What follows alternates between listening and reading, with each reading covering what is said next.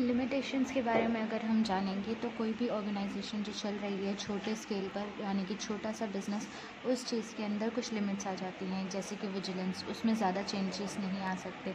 फिर केस, अगर किसी केस के अंदर हम ये देख सकें कि बिज़नेस के अंदर हम लोगों का प्रोडक्टिविटी हमें बढ़ाना है, तो वो स्मॉल स्केल के ऊपर नहीं किया जा सकता। डिसेंट्रलाइज जो है सिस्टम, वो छोटे बिजनेसमैन पर नहीं लागू होता।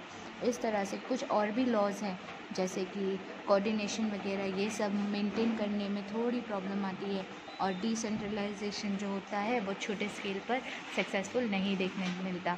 डेलीगेशन वगैरह और अथॉरिटी के बारे में अगर हम बात देखें तो पावर्स जो होते हैं वो लीगल अथॉरिटी के पास आते हैं। लीगल एक्शन लेने के लिए लीगल फर्म के साथ कनेक्टिविटी रखना ज़रूरी है। कोई भी ऑर्डर जो उनको बिज़नेस यूनिट से मिलता है उसे फॉलो करना ज़रूरी है।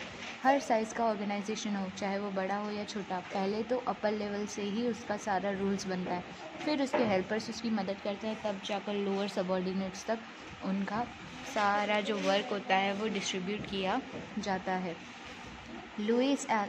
लुई एलन ने जो हम लोगों को बताया है डेलीगेशन ऑफ पावर्स, यानी कि किस तरह से पावर्स को इस्तेमाल किया जाए, उसमें हर एक हेल्पर की मदद से ड्यूटीज़ नियुक्त की जाती हैं, और वो सारे हेल्पर्स जो होते हैं वो एक दूसरे की मदद करके हर एक परफॉर्मेंस अच्छे से अच्छी करने की कोशिश करते हैं। इस तरह से पावर भी संभला रहता है और एक दूसरे के अंडरस्टैंडिंग की मदद से लोग अपनी ज़िम्मेदारी भी अच्छे से निभा लेते हैं, और काम जो होता है वो टाइम पर हो जाता है, और फाइनल कंप्लीशन के टाइम पर वर्क जो होता है वो रिस्पांसिबिलिटी के हिसाब से हर लेवल पर सेट करके पूरा किया जाता है, जिससे एडमिनिस्ट्रेशन ही नहीं बल्कि हर कोई फ्री हो जाता है।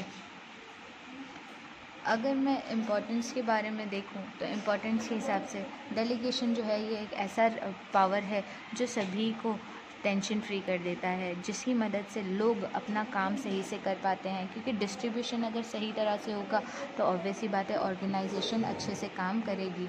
फिर वर्क एफिशिएंट मैनेजमेंट, यानी कि काम के हिसाब से मैनेजमेंट ज़रूरी है। अगर मैनेजमेंट अगर आपकी अच्छी होगी तो काम भी अच्छा निकलेगा, लेकिन आपके पास वर्क होना ज़रूरी है। अगर आपका वर्क अच्छे से डिस्ट्रीब्यूट नहीं हुआ है तो लोग फोकस करके अपने काम नहीं कर पाएंगे, जिससे बिज़नेस यूनिट के अंदर नुकसान आ सकता है। उसे अच्छे से चलाने के लिए हमारा काम हर किसी की कैपेबिलिटी के हिसाब से बांटना चाहिए। डेवलपमेंट ऑफ एम्प्लॉयज़ के बारे में बात करें, अगर एम्प्लॉयज़ बढ़ते हैं तो हमें उनका टास्क भी उनकी कैपेसिटी और उनके कला यानी स्किल्स के ऊपर डिपेंड होकर ही उन्हें देना चाहिए। वही लॉजिकल डिसीजन होता है जिसकी वजह से मैनेजमेंट सक्सेस पाती है।